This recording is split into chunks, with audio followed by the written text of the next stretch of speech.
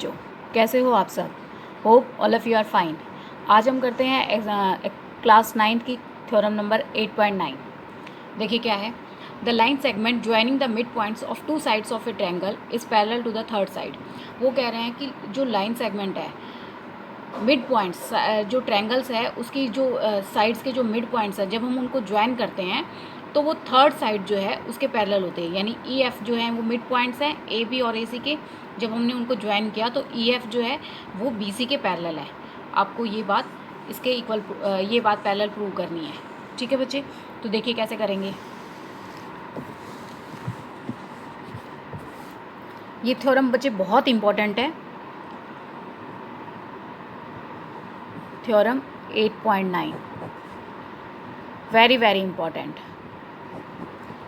अब देखिए क्या है हमारे पास। सबसे पहले हम फिगर ड्रॉ कर लेते हैं बच्चे। तो फिगर है हमारे पास,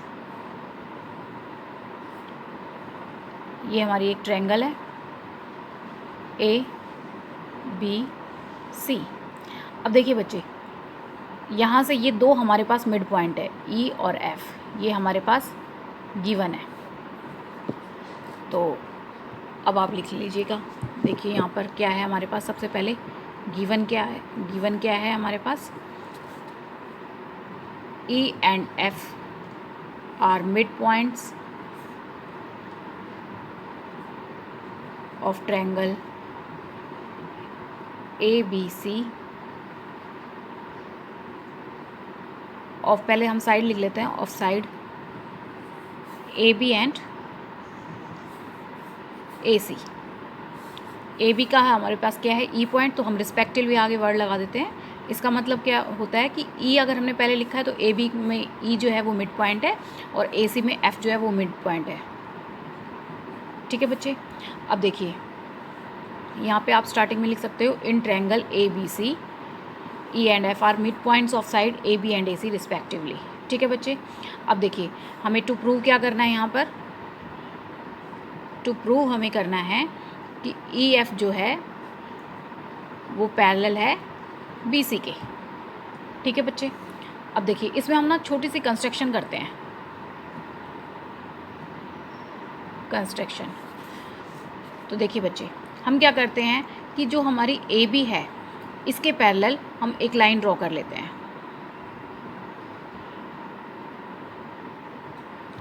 और जो हमने EF को जो मिलाया है तो इसी को आप स्ट्रेट आगे बढ़ा दीजिए।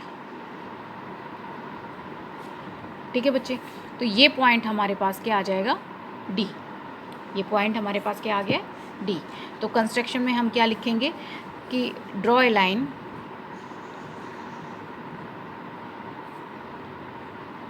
CD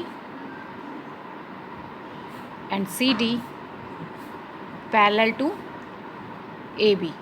अब देखिए हमने CD जो ड्रॉ की है वो इस तरीके से ड्रॉ की है वो कि वो AB के पैरेलल है, और जब ये इस पूरे के पैरेलल है तो एक जो लाइन जो जब किसी के पैरेलल होती है और अगर उसके कुछ बीच में पार्ट्स भी हैं तो वो सबके इक्वल होंगे। आप देखिए बच्चे, पूरी AB के पैरेलल है तो इसका मतलब CD AE के पैरेलल है, CD EB के पैरेलल है। ठीक है बच्चे, आप इसको यहाँ पे लिख सकते हैं, therefore CD is parallel to AE and CD is parallel to BE। ठीक है बच्चे, अब देखिए आगे हमारा इतना हो गया है। अब हम करते हैं प्रूफ इसको। ये हमने कंस्ट्रक्शन कर दी है, अब इसको प्रूफ करते हैं कि कैसे कर सकते हैं। तो देखिए प्रूफ में हम क्या लेंगे, सबसे पहले हमें दिख रही है, देखिए बच्चे AE, क्योंकि E और F मिड पॉइंट्स है तो AE BE के बराबर है और AF जो है वो CF के बराबर है। तो यहाँ पर बच्चे जो मैंने यहाँ पर एक लाइन खींची है वो एक लाइन के इक्वल है और दो लाइनें खींची हैं तो दो लाइन के इक्वल है। ठीक है, तो अब देखिए हम ये दोनों ट्रायंगल्स हम ले लेते हैं, एक ये वाली ट्रायंगल एक ये वाली ट्रायंगल। तो in triangle AEF and triangle, दूसरी ट्रायंगल हम ले रहे हैं FCD। ठीक है बच्चे, अब जब हमने दोनों ट्रायंगल्स लिए हैं तो हम क्या करते हैं, इन दोनों ट्रायंगल्स की तीन चीज़ें हम इक्वल प्रूव करते हैं जिससे कि ये दोनों ट्रायंगल्स कॉन्ग्रुएंट हो जाएं।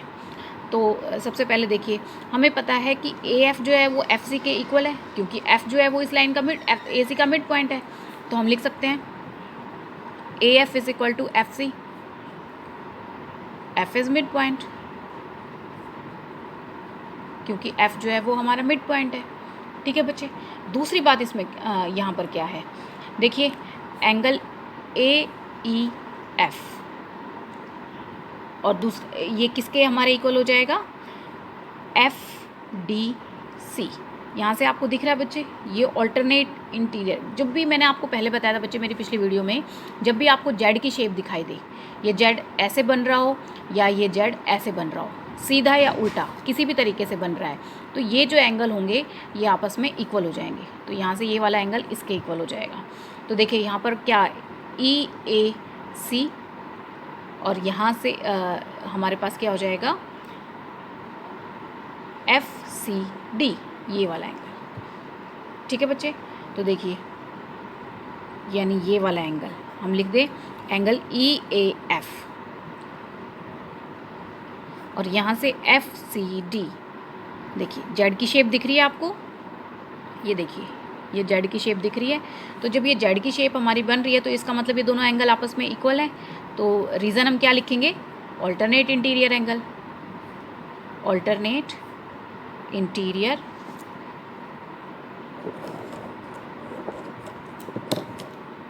एंगल। ठीक है बच्चे, तो अब देखिए ज़रा, अब ठीक है बच्चे, उड़ेगा नहीं ये। अब देखिए हमने एक एंगल इक्वल प्रूव कर दिया, अब दूसरा देखिए एंगल ए ई एफ, यानी ये वाला एंगल किसके इक्वल हो जाएगा, एंगल एफ डी सी।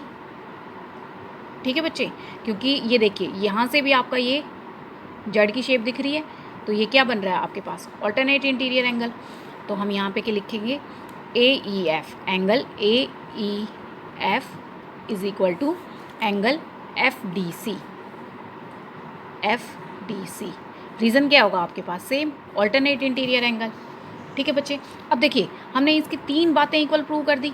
तो जब भी बच्चे तीन बातें आप इक्वल प्रूव कर देते हो तो इसका मतलब वे दोनों जो ट्रायंगल्स हैं जिनके बारे में आपने तीन चीज़ें इक्वल प्रूव करी हैं तो वो कॉन्ग्रुएंट हो जाती हैं। और कॉन्ग्रुएंट का मतलब क्या होता है कि उसके जितने भी एंगल्स हैं, जितने भी पार्ट्स हैं, जितने भी साइड्स हैं, सब आपस में इक्वल हो जाते हैं। तो आप यहाँ लिख सकते हो therefore triangle A E F is congruent triangle F C D. ठीक है बच्चे, दोनों ट्रायंगल्स हमने कॉन्ग्रुएंट कर दी। जब हमने दोनों ट्रायंगल्स कॉन्ग्रुएंट कर दिए तो ये किस रूल से करी है हमने, बाय ए एस ए। ठीक है बच्चे, अब देखिए जब हमारी ये ट्रायंगल्स दोनों कॉन्ग्रुएंट हो गई तो हम क्या कह सकते हैं, क्योंकि ये दोनों ट्रायंगल लिए हैं तो इसके जितने जो बचे हुए पार्ट्स हैं वो भी आपस में इक्वल हो जाएंगे। तो ए ई जो है वो सी डी के इक्वल हो जाएगी, क्योंकि ये तो हमारा ऑलरेडी इक्वल है, तो ए ई इसके इक्वल हो गया, और ई एफ जो है वो डी एफ के इक्वल हो जाएगा। ठीक है बच्चे, तो देखिए यहाँ पे हम लिख सकते हैं therefore A E is equal to D C. ठीक है बच्चे, और हमें पता है कि ए ई किसके इक्वल है, बी ई के। ए ई तो हमारा बी ई के भी इक्वल था ना, तो जब ए ई हमारा बी ई के इक्वल है तो इसका मतलब बी ई हमारा डी सी के इक्वल हो जाएगा। और करके आप लिख सकते हो यहाँ पे कि ए ई जो है बट किसके इक्वल है, ए ई हमारा बी ई के इक्वल है, देयरफॉर बी ई जो है वो भी डी सी के इक्वल हो गई है। ठीक है बच्चे, अब देखिए हमने बी ई जो है वो डी सी के इक्वल हमने प्रूव कर दी है, और जब वो डी सी के दोनों चीज़ आपस में इक्वल हो गई हैं तो हम क्या कह सकते हैं कि जब ये चीज़ एक चीज़ उसकी इक्वल भी हो गई है और पैरेलल भी हो गई है, और इनको हम क्या कह सकते हैं यहाँ पे by CPCT, congruent parts of congruent triangles, इसके थ्रू हमने ये कर दिया है। तो अब हम क्या लिख सकते हैं, therefore if one pair of opposite sides are equal and parallel, then it is a parallelogram।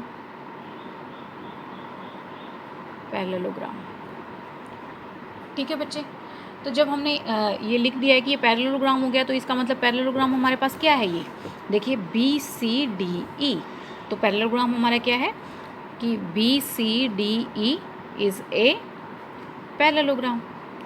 और जब हमने ये पैरेललोग्राम प्रूव ही कर दिया है तो इसका मतलब हमारा क्या है, ED जो है, ED ये BC के इक्वल है और पैरेलल भी होगी।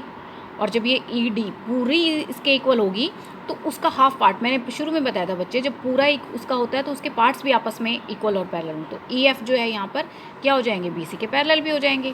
तो अब आप यहाँ लिख सकते हैं therefore ED is equal to BC, क्योंकि एक पेयर अगर उसका साइड्स का इक्वल है तो हमारा दूसरा पेयर भी ऑटोमेटिक इक्वल होगा ही होगा, तो हमने इक्वल दिखा दिया है। दूसरी बात हम क्या लिख सकते हैं, ED is parallel to BC, कि ED जो है वो BC के पैरेलल भी है। अब इक्वल भी है, पैरेलल भी है, तो हम क्या लिख सकते हैं, therefore EF parallel to BC। देखिए बच्चे, यही बात हमें प्रूव करनी थी, तो ये हमारी प्रूव हो गई है। अगर आपको मेरी वीडियो पसंद आई हो तो इसे लाइक करें, शेयर करें, सब्सक्राइब करें और बेल आइकन प्रेस करना ना भूलें। Thank you for watching my